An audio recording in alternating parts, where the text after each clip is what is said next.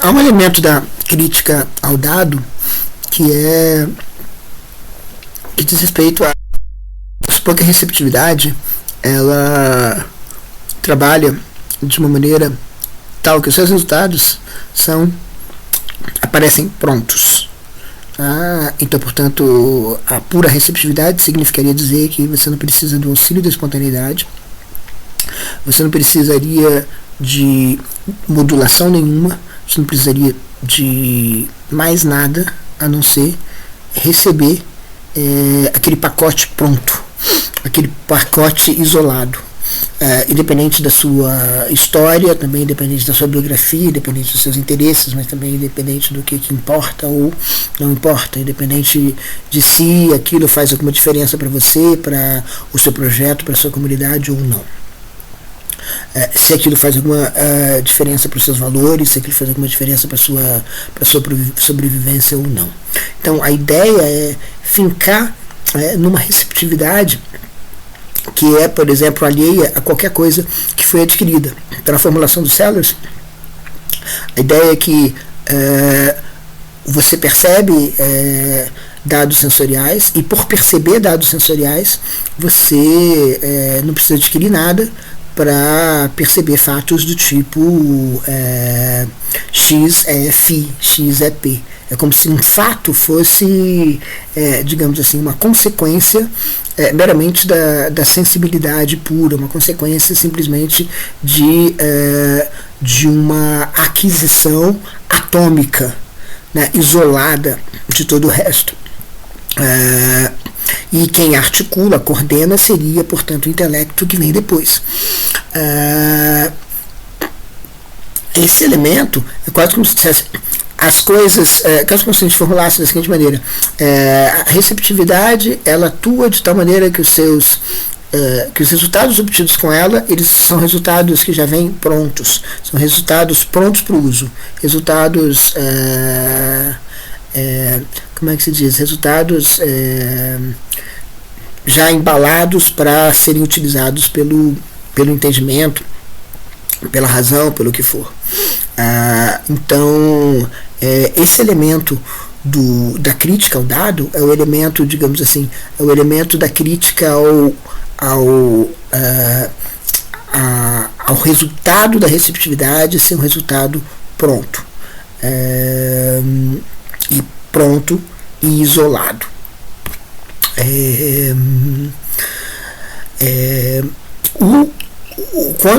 Quando Whitehead invoca a noção de importância, ele faz isso contrastando com a noção de fato, que ele diz é um grande feito a gente ter uma noção como fato em particular, fato isolado, fato atômico. É um grande feito e isso ajuda muito ao pensamento. Mas é como se fosse uma abstração. O termo que ele usa é o triunfo do intelecto abstrato. Agora, essa abstração aí, ela não é como a gente lida com a sensibilidade. Não é como a sensibilidade, melhor dizendo, nos oferece alguma coisa. A noção de fato ela mesma é uma construção, vamos dizer assim, da espontaneidade em seu engajamento com um abstrato. Para Whitehead, o abstrato é precisamente aquilo que precisa ser explicado. O abstrato, o universal precisam ser explicados. Então, em certo sentido, as pessoas dizem assim, Whitehead, logo no início de Process and Reality, ele fala uma frase que todo mundo fala: a filosofia são comentários, notas de rodapé ao texto de Platão, e a questão é saber qual o teor ou mesmo o tamanho dessas notas. Uma coisa muito importante é essa. O eidos platônico, a ideia platônica, ela não é, para Whitehead, alguma coisa que existe na atualidade, O que há na atualidade, o que há no atual é o concreto. E o concreto não é o material, o espaço temporal, mas é a experiência. São as gotas de experiência. Não tem mais nenhuma outra coisa senão as gotas de experiência que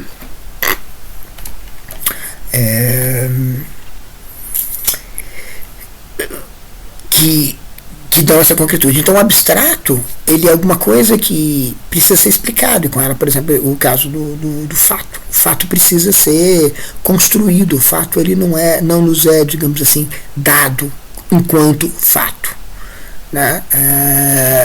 Então, igualmente, a noção de universal, ela não se dá sem explicação. Então, no esquema platônico, basicamente o universal, o abstrato, que é o início da explicação do mundo, é justamente como se você revertesse isso e dissesse assim: olha, na verdade essas coisas são potencialidades que são muito importantes, e essa nota de rodapé que é importante, talvez suficiente até, que nessa vizinhança que o Whitehead dissesse, fizesse o texto de Platão para dizer: olha, o texto, a ideia não é uma atualidade, a ideia é uma potencialidade. Ela é engajada por atualidades, mas sem o engajamento das atualidades, as ideias que o Whitehead apelida de objetos eternos, elas simplesmente desaparecem, né? Elas simplesmente saem, não tem importância nenhuma. Elas só têm importância quando alguém engaja elas na percepção. Então, por exemplo, a noção de verde ou de quadrado não são ideias que pré-existem à percepção e que informam a percepção. São ideias que podem ser engajadas com a percepção. Existe uma pré-existência, mas não é uma pré-existência, é uma pré-concebabilidade, porque elas são potenciais. Então você tem um quadrado, a ideia de quadrado pode ser pensada, pode ser engajada na percepção. E se ela não for engajada na percepção, enfim, ela precisa ser percebida por alguma coisa para existir, porque ela é mera potencialidade. Só uma observação, é aí que Whitehead vai sentir a necessidade de apelar para esse Deus, que é uma entidade atual e que é contemporânea de tudo, né? E que é um grande perceptor, portanto um grande experimentador, portanto está nessa criação constante, que depende da maneira como ele é entendido, depende da maneira como ele é percebido ou concebido pelas demais entidades atuais. Ele está nesse concerto de entidades atuais, e todas elas engajam, eventualmente, objetos eternos. Deus engaja com objetos eternos o tempo todo. Mas isso, os objetos eternos, eles mesmos, se eles não forem pensados, e essa é uma nota de rodapé, digamos assim, de um teor aristotélico sobre Platão, se eles não forem pensados, essas ideias elas não subsistem, elas não persistem. Bom, tudo bem. De qualquer maneira, a ideia é quase uma inversão. O universal abstrato é que precisam de explicação, e aquilo que é o começo da história somos nós, experiências experimentadoras. Nós, gotas de experiência. E essas gotas de experiência, elas não têm experiência nenhuma se não tiverem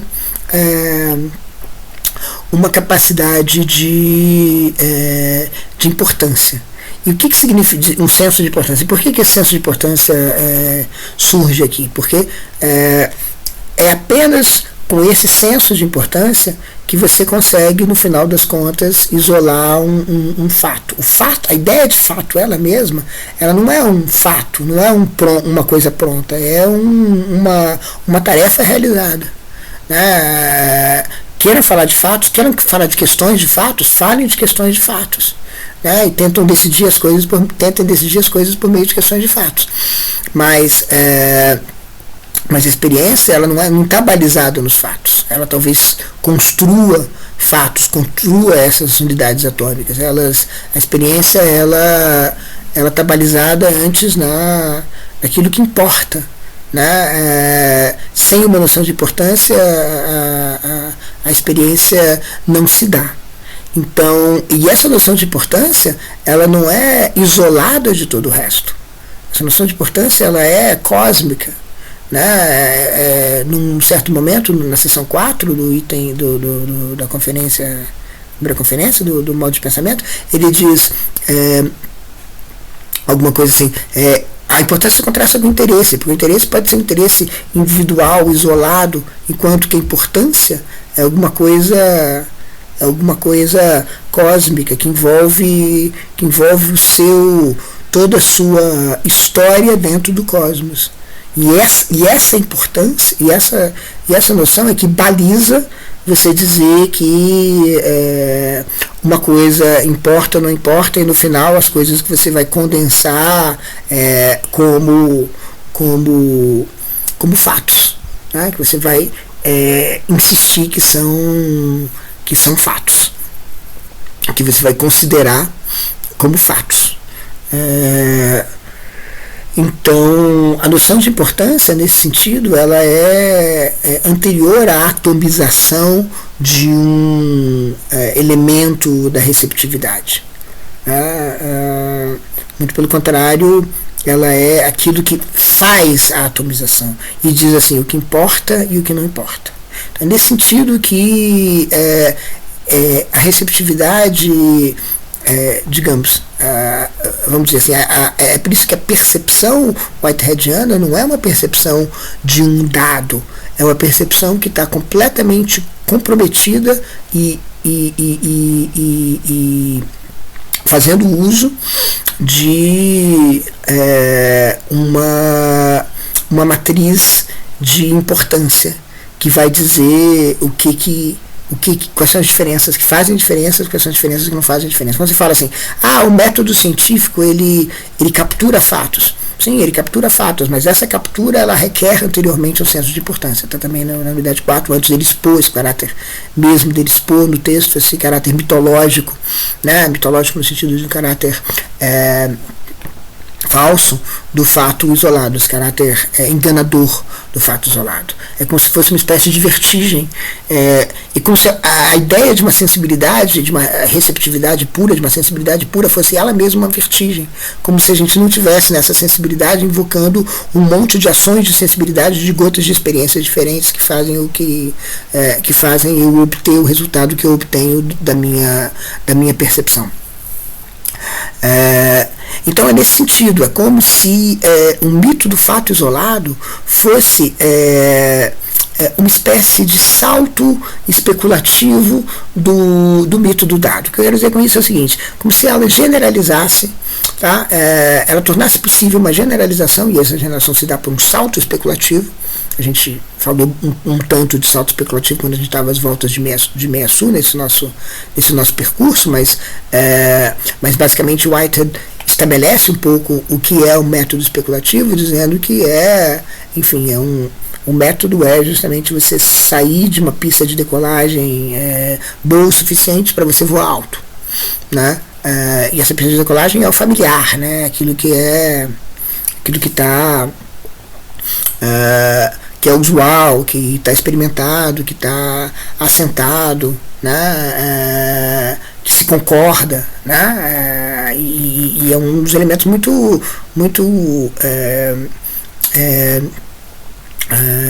sensíveis, né? Porque de fato não só a pista de decolagem tem que permitir que você voe alto, mas também ela tem que permitir um bom voo, não um voo enganador, não um voo que vai te levar para ter uma visão que não vai ser uma visão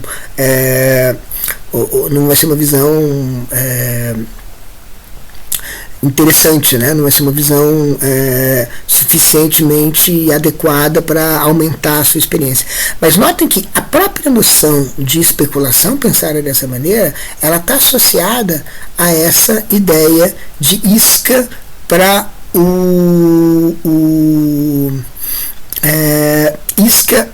o sentimento, de lure for feelings, né? Porque em certo sentido o que você precisa de uma pista de decolagem que te permita voar alto, E voar alto é talvez a coisa mais importante.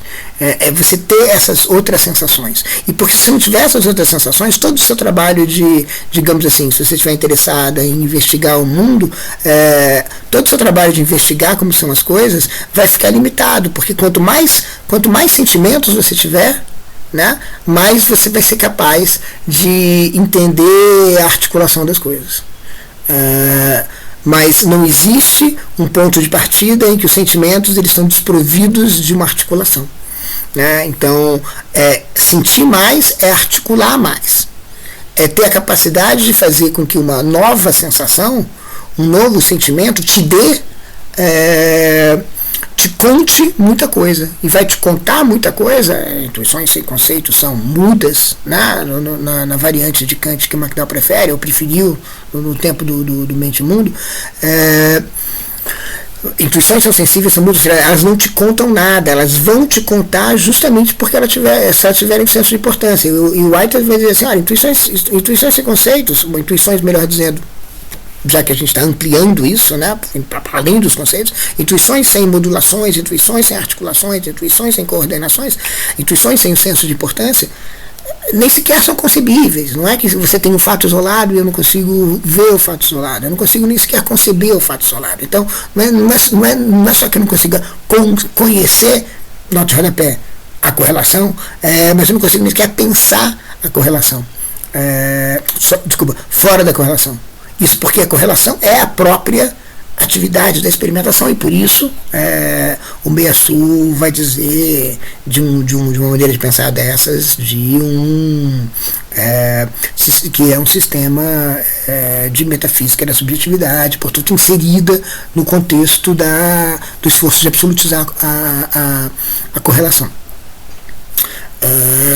E aqui você tem, e isso é uma coisa importante aqui para o nosso início da nossa unidade, aqui você tem um esforço enorme do Whitehead para lutar contra o antropocentrismo, e de fato o sistema funciona como um sistema não antropocêntrico, mas isso não quer dizer que é um sistema que sai do correlato, de maneira como o Whitehead, como o Meia-Sul está urgindo, está clamando que a gente faça. Né? Então, voltando, fim da nota de rodapé. Então, eu não consigo nem sequer conceber esse dado. Não tem uma intuição, que é um fato isolado, uma sensibilidade pura, de forma isolada, que me conta alguma coisa. E que eu não consigo entender, ou melhor dizendo, que não me conta, ou melhor, que não me conta nada, mas ela está lá. Ela tem algum conteúdo que eu não consigo perceber. Digamos, essa seria a imagem do mudo, né? O mudo tem alguma coisa para dizer, mas não diz, né? Não diz porque justamente porque não tem os meios para dizer, digamos assim. E aí eu acho que vale a pena engajar uma observação do Sellers, que é uma observação que choca muito, que é muito interessante, sobre a linguagem, e que vai nessa direção, e que pode ser pensada em termos de correlacionismo também. Isso é uma outra nota de rodapé, desculpem. O Sellers diz o seguinte: a humanidade poderia muito bem nunca ter desenvolvido uma linguagem. A gente está falando de linguagem, mas está falando de mudo, né? A imagem original do Kant é cega, as intuições e conceitos são cegas, elas não veem, né? Elas não são capazes de ver coisa alguma. É como se elas estivessem diante de alguma coisa, mas elas não pudessem determinar de que coisas elas estão diante. Outras imagens aqui surgem quando a gente pensa nisso. Voltando a impossibilidade de falar, de contar das intuições que vocês serem mudas, voltando a isso, é como se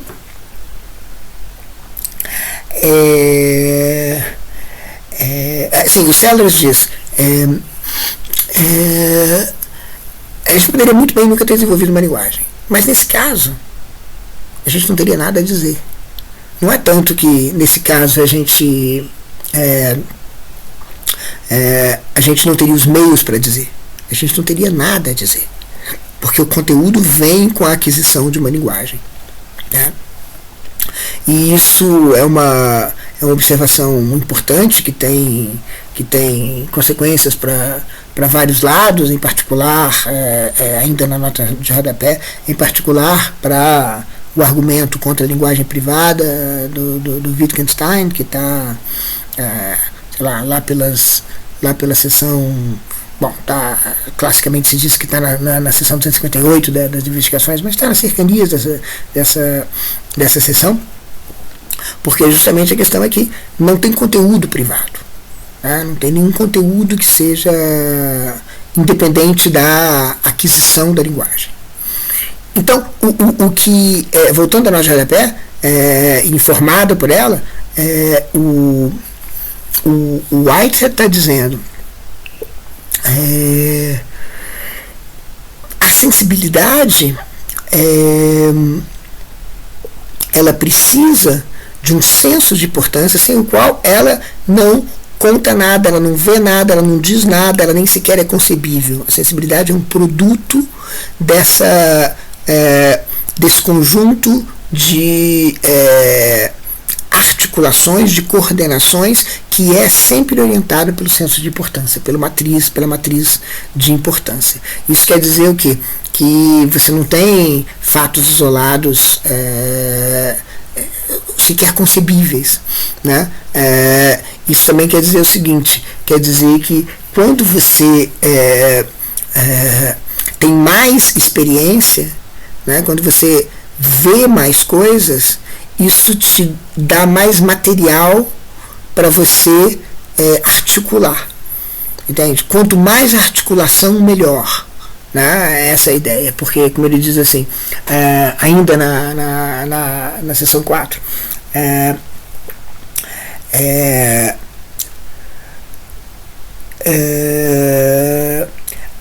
a noção de importância, ela tem a ver com justamente todo o universo. A palavra importância vai em direção da unidade do universo. Então é cósmica essa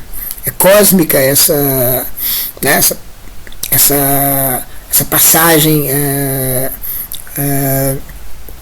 esse senso de importância que a gente mobiliza, né, na nossa tentativa de coordenar uma experiência. Então o mito do fato isolado está nesse sentido coordenado com a especulação, né? Porque a especulação ela promove o voo, né?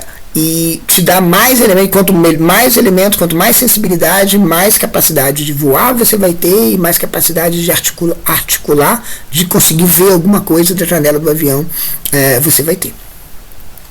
Então é nesse sentido que você tem um salto, digamos assim, para falar explicitamente, é como se o mito do dado fosse o mito do fato isolado aplicado apenas a conceitos, a relação entre conceitos e intuições. Só que conceitos não são a única maneira de instanciar ou de trazer à tona o senso de importância. O que o senso de importância faz é modular, e essa modulação é exatamente aquilo que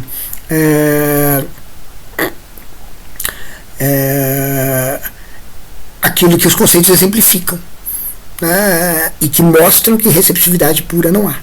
Né? Então é como se o Whitehead estivesse dizendo assim, olha, na verdade, essa percepção indireta por meio da qual a gente percebe as coisas e que a gente mobiliza a sensibilidade de tal maneira que a sensibilidade ela não não nos entrega pacotes prontos, ela é um ponto de partida para você entender a relação de tudo, de toda coisa com toda coisa. É por isso que a percepção ela é central, né? E a própria relação causal, como a gente está vendo, a própria relação causal é uma instância da percepção. Então o fato isolado ele é enganador, ele é sistematicamente enganador, se vocês quiserem, precisamente por isso, né? Porque ele não é capaz de se conectar, por ser isolado, com todas as outras coisas que tornam a sensibilidade possível. Então, a gente pode dizer o que você precisa para perceber é justamente uma importância, um senso de importância que vai te dar uma perspectiva, né? Vai te dar uma perspectiva sobre as coisas. E a perspectiva em certo sentido, uma articulação dos seus sentimentos. Dos sentimentos que você tinha, digamos, antes, vamos dizer assim, fazer uma rápida entrada numa terminologia que o Quine, como behaviorista, gostaria, antes, digamos assim, dos estímulos que aparecem nas suas terminações nervosas, né? Antes do estímulo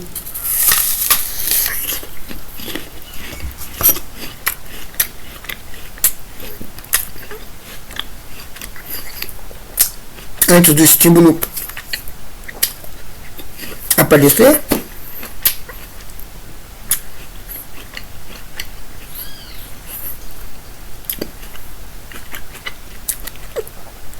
a sensação que você tem é coordenada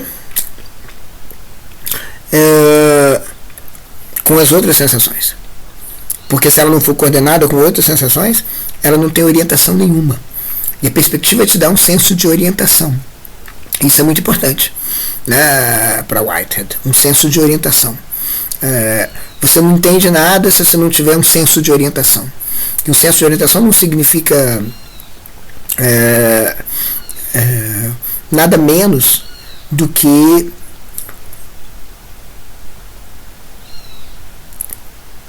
dizer em relação a que a sensação está afetando, ou seja, o que é que ela está afetando, em que posição ela está afetando. Isso não quer dizer, para o Whitehead, como a gente está vendo, que existe uma noção de espaço e tempo que pré-existe tudo isso. Mas significa dizer que é na articulação com outras sensações que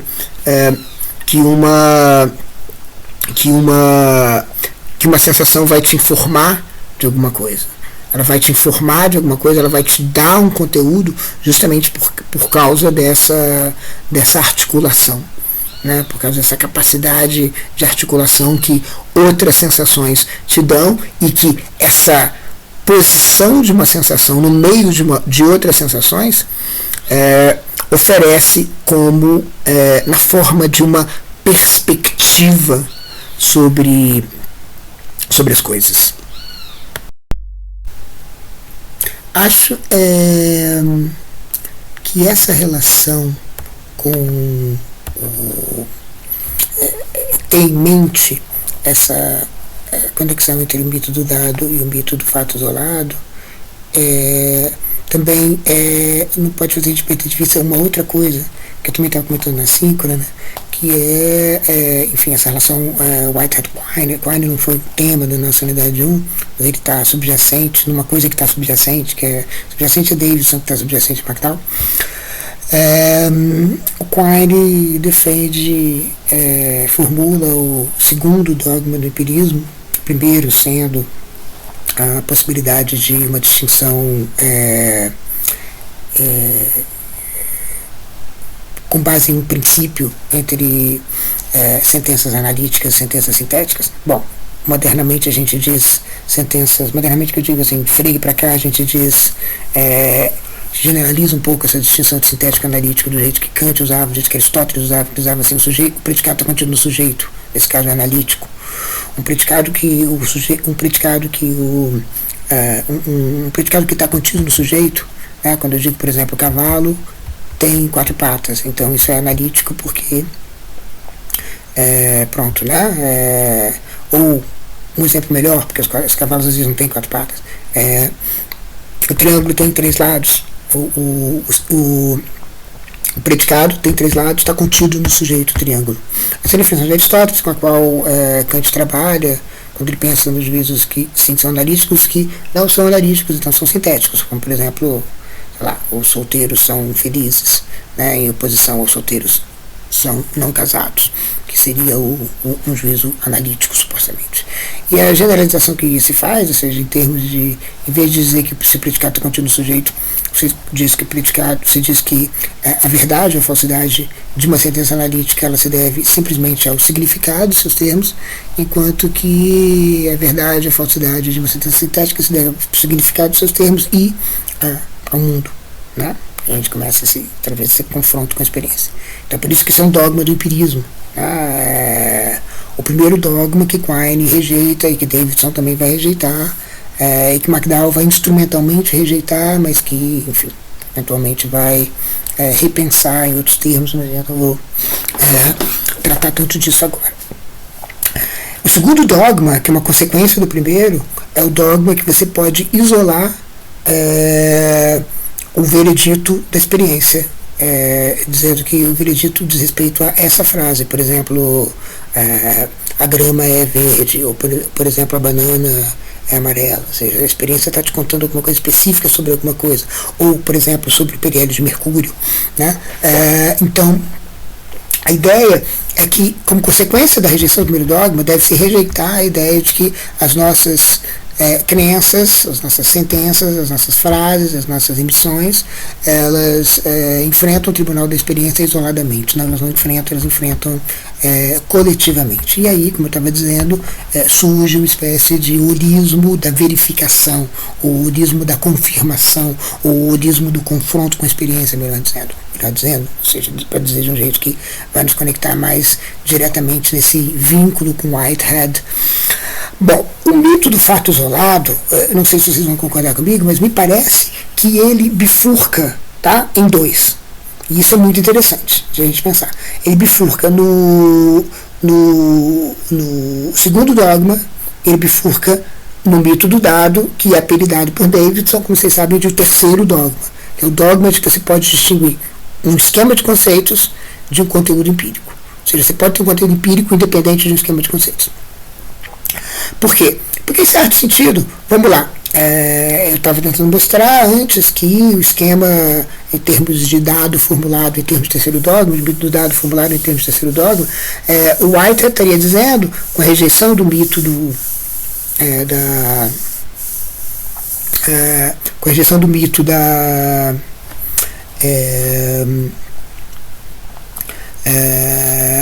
do fato isolado, ele estaria dizendo, ele estaria rejeitando o dado, estaria fazendo uma rejeição mais ampla, mais geral do dado, dá para você alcançar, dá para você voar mais alto. Ele estaria, portanto, dizendo que não existe um conteúdo empírico independente, digamos assim, das articulações, das coordenações do senso de importância. Então, o dualismo senso de importância-fato seria o dualismo que corresponderia ao terceiro dogma, ou equivalentemente ao mito do dado.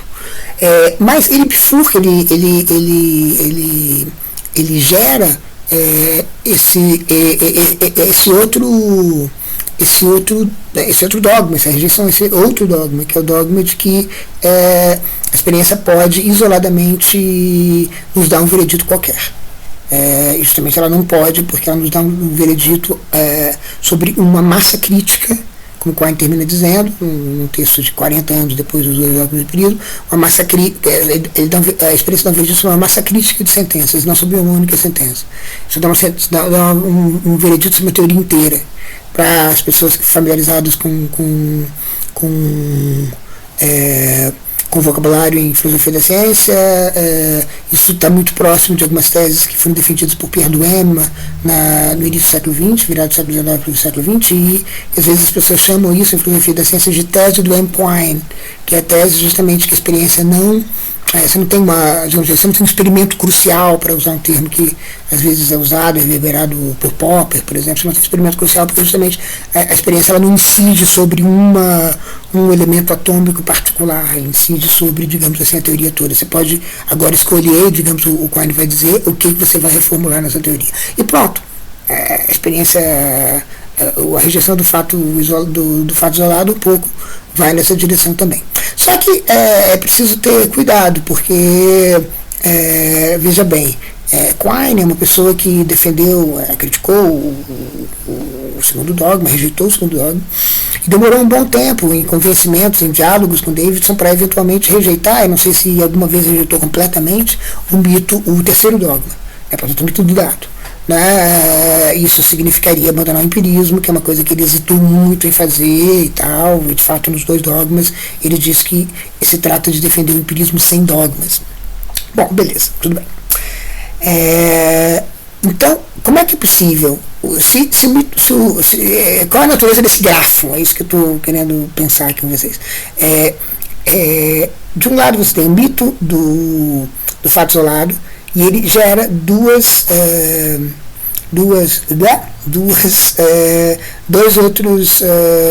outras afirmações, a rejeição do mito do dado e a rejeição do segundo dogma, o dogma da verificação isolada. Esses dois não são equivalentes. Então, como é que isso acontece? Isso acontece justamente por isso. Talvez a generalização que o White está tentando alcançar, ela justamente lida com esses dois problemas, que são mais específicos quando você formula em termos de segundo dogma, terceiro dogma, segundo dogma, mito do dado. O mito do dado, então, seria uma coisa específica sobre a relação de conceitos e intuições. E diria que, na verdade, a experiência não diz nada nem sobre uma sentença em particular, nem sobre uma sentença, nem sobre a teoria toda, nem sobre massa crítica, nada disso. Ou seja, a experiência não dá veredito nenhum. A experiência não há, e tanto que o drama do McDowell com Davidson mas a experiência tem que dar um veredito, não é possível que a experiência não dê veredito nenhum. E o Davidson diz, a experiência, enfim, se você quiser falar de relações causais dadas pelos objetos no mundo e as nossas terminações nervosas, fale, mas dizer que isso tem alguma importância na justificação das nossas crenças não tem razão para você fazer isso, então, justamente, percebe? Então, em certo sentido, o terceiro dogma ele vai mais além do que o segundo. Por isso, nem sequer não é só que no varejo a experiência não diz nada, nem no varejo nem no atacado não diz nada. Então, a experiência simplesmente não diz nada. Portanto, precisa de um esquema de conceitos.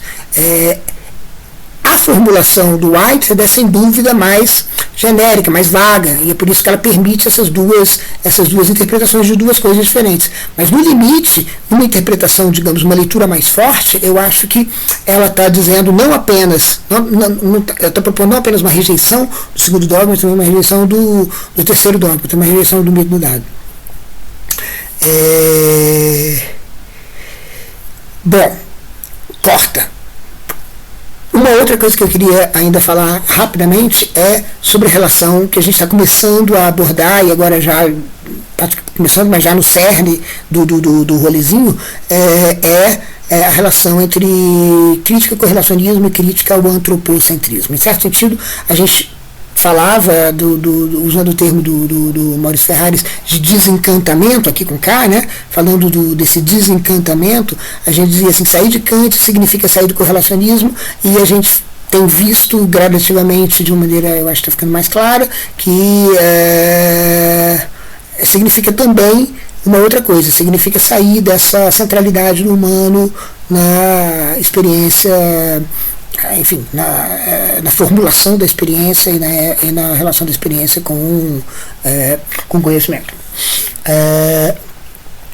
Veja, a questão a gente tem visto, White dá um exemplo interessante de alguém que sai da metafísica, que abraça uma metafísica da subjetividade, portanto, alguma coisa que é típica da era do correlato, mas ao mesmo tempo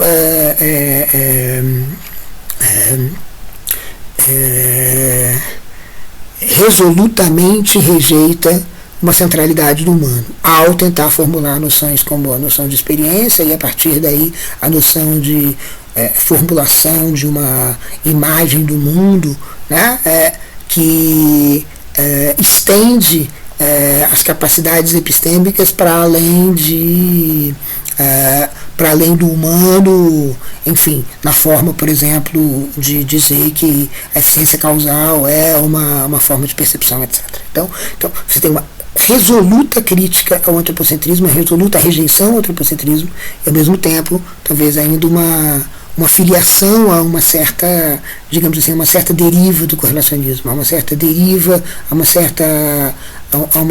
certo gesto que é proeminente, né, segundo Meillassoux, no rolezinho, né, na era do correlato. Isso quer dizer que desencantamento talvez tenha dois lados que não são necessariamente conectados. Você pode rejeitar um sem rejeitar o outro, né?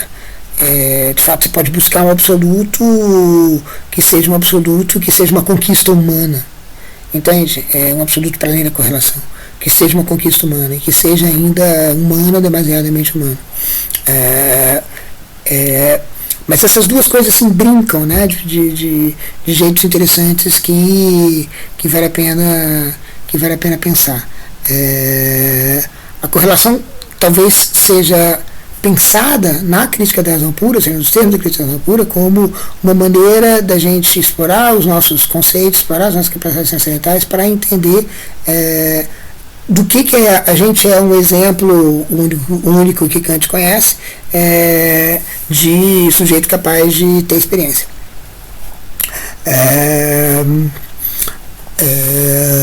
Então, em certo sentido, a correlação nos leva ao antropocentrismo, porque, enfim, um problema que aparece justamente quando você começa a confrontar alguém como Kant com alguém como Whitehead, vamos dizer assim, grosso modo, que o Whitehead vai dizer sim, veja bem, também a colher, a montanha, o lago, o cachorro experimentam, também eles percebem, e a percepção dele se dá de tal e tal maneira, também eles têm um senso de importância, e ele vai fazendo a arenga dele até que chega um ponto que o Kant interrompe ele, digamos, nesse diálogo imaginário de fantasmas, de espectros, são os espectros que a gente conjura quando a gente está nessa vizinhança da filosofia, e o Kant diz assim, tá tudo muito bom, como é que tu sabe disso, bro? Por que isso não é, na verdade, uma descrição dos fenômenos? Né? Por que isso não é por que isso não é simplesmente as coisas tais como elas aparecem para nós? Né? E a discussão não é uma discussão simples aqui, porque em certo sentido é como se o antropocentrismo ele tivesse sempre uma mordida, porque a gente, na verdade, precisaria estar saindo da própria pele, né? E como é que é possível sair da própria pele aqui, nessa situação, né? O Whitehead vai ter coisas para responder, ele vai dizer assim, olha, eu estou invocando aqui um método da especulação que me permite, justamente no limite, ter experiências muito além das experiências que você, Kant, diz que a gente é capaz de ter, quando você diz que a experiência tem que resultar numa conclusão, tem que resultar num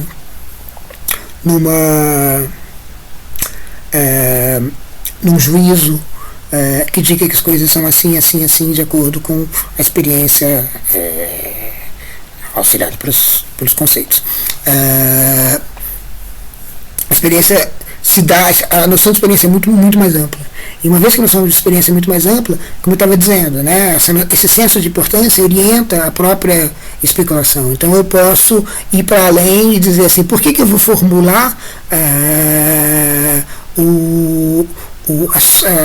as coisas como tendo relações causais, se eu posso formular elas tendo relações perceptuais. E aí eu começo a colocar em xeque até mesmo a ideia de que, vamos lá, né, que eu sou o sujeito último que tem uma estrutura que é, no limite, alguma coisa que está fora do fenômeno. Né? Então, a própria noção de fenômeno, ela começa a ser colocada em xeque nesse possível diálogo de fantasmas, né? Em que a especulação faz parte, a noção de importância é crucial. Isso significa dizer que justamente a gente pode então dizer que não há nenhuma razão para a gente postular um único e estabelecido sujeito transcendental. E você pode ter mais de um sujeito transcendental, o conhecimento acerca do qual talvez, por razões kantianas, tão problemático quanto o conhecimento acerca de um sujeito transcendental. Isso pode servir como uma ponte para onde a gente vai. Daqui a gente vai para Deleuze, e um Deleuze que está trabalhando já há um certo tempo com Guattari, que é o Deleuze do 1014, o Deleuze de 1980, e nesse trabalho uma coisa importante é que justamente nesse momento uma coisa central é justamente os devires como estruturas empíricas de uma transcendentalidade. Estava falando, empirismo transcendental, uma fórmula de Deleuze que se poderia, estava dizendo, aplicar Whitehead sem maiores conturbações, sem maiores estranhamentos, porque afinal de contas o que pode ser o transcendental se não alguma coisa que é provido pela experiência, que é mais ou menos a fórmula, o slogan do que o empirismo transcendental tentaria fazer. Bom,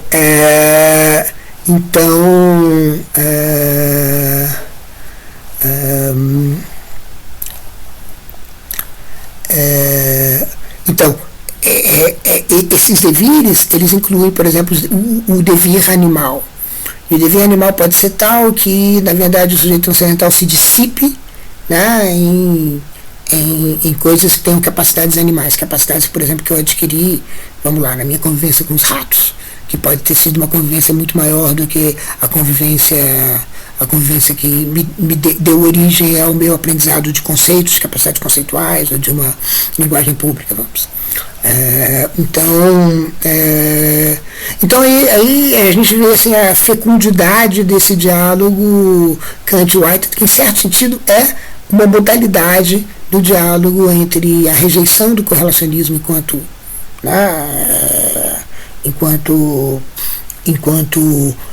rejeição enquanto defesa de um absoluto, digamos, para além da correlação, e a rejeição do antropocentrismo como uma espécie de consequência da jornada transcendental kantiana.